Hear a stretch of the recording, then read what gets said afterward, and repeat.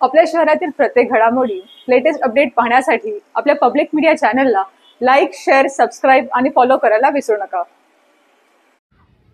बदलापूर पश्चिमेच्या रमेशवाडी भागात टाटा पॉवरच्या उच्च दाबाच्या विद्युत वाहिनीखाली पालिकेने उद्यान उभारले। मात्र हे उद्यान अनधिकृत असल्याचा खळबळजनक आरोप निर्भया सामाजिक संस्थेच्या संगीता चेंदवनकर यांनी केलाय। या उद्यानामध्ये लहान मुलं खेळत असतात, वृद्ध, महिला यांचा देखील या ठिकाणी मोठ्या प्रमाणात वावर असतो। ही उच्च दाबाची विद्युत वाहिनी आहे। ही जर खाली पडली तर मोठ्या प्रमाणात जीवितहानी होईल। मात्र ती जीवितहानी झाल्यास त्याला जबाबदार कोण, असा सवाल चेंदवनकर यांनी उपस्थित केलाय। टाटानं या संदर्भात बदलापूर पालिकेला एक पत्र पाठवलंय।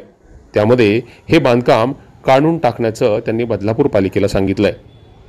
दरम्यान हे अनधिकृत बांधकाम असताना यावर कोट्यावधी रुपयांचा खर्च पालिकेच्या माध्यमातून केला जात असल्याचं संगीता चेंदवनकर यांचा आरोप आहे। अनेक खोटी बिलं देखील या ठिकाणी काढल्याचं त्यांनी सांगितलं। बदलापूर नगरपालिकेचे इलेक्शन आता चालू झालेले आहेत। निवडणुकांच्या मध्ये उमेदवारांकडनं बऱ्याचशा मोठ्या प्रमाणावरती आता नारळ पुढेचे उद्घाटनाचे कार्यक्रम चालू झालेले आहेत।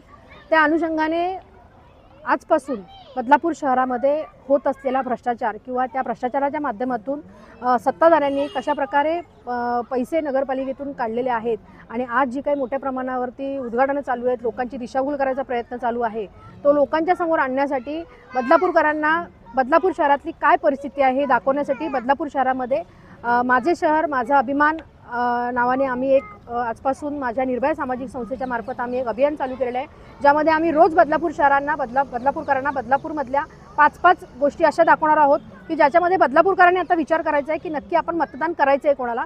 तर आता आपण ज्या गार्डनमध्ये उभे आहोत ते जे गार्डन आहे हे टाटा पॉवरचं गार्डन आहे। जे ते गार्डन तयार करताना त्यामध्ये जवळजवळ 40 ते 45 लाखाचा निधी वापरला गेला, जो कालांतराने जवळजवळ 1.5 कोटीच्या घरात गेला। परंतु टाटाला ज्यावेळेला आम्ही विचारणा केली, पत्रव्यवहार केला, त्यावेळेला आम्हाला असं सांगण्यात आलं की हे सदर जे बांधकाम आहे हे अनधिकृत आहे। अनधिकृत बांधकाम असताना नगरपालिका आज शांत का आहे? आपण बघत असाल की माझ्या मागे बरेचसे ज्येष्ठ नागरिक, लहान मुलं या गार्डनमध्ये खेळतात। भविष्यात जर अशा प्रकारची कुठली एखादी दुर्घटना या गार्डनमध्ये जर घडली, एखादी वायर जर पावसामध्ये जर पडली आणि एखादी दुर्घटना घडली तर त्याला जबाबदार कोण असणार? आणि अशा प्रकारची कामं करून बदलापूर नगरपालिकेमधून यांनी ज्या प्रकारे बिलं काढलेली आहेत त्याचे ठराव केलेले होते ते ठराव सुद्धा मी आपल्याला दाखवणार आहे। बदलापूर नगरपालिकेला जवळजवळ 4 करोडचा हप्ता जो आहे महिन्याला नगरपालिका देते आणि असे अजून बरेचसे हप्ते आहेत की जे नगरपालिका देते। 4 करोडचा हप्ता जर नगरपालिका देत असेल तर लोकांना आवश्यक असलेल्या गोष्टी नगरपालिका का देऊ शकत नाहीये? एकीकडे बदलापूरकरांना अनेक सुविधांपासून वंचित राहावं लागत असताना अनधिकृत उद्यानामध्ये कोट्यावधी रुपयांचा खर्च करून त्याचा मलिदा कोण खातोय, असा सवाल या निमित्तानं उपस्थित होतोय। Public media bureau report.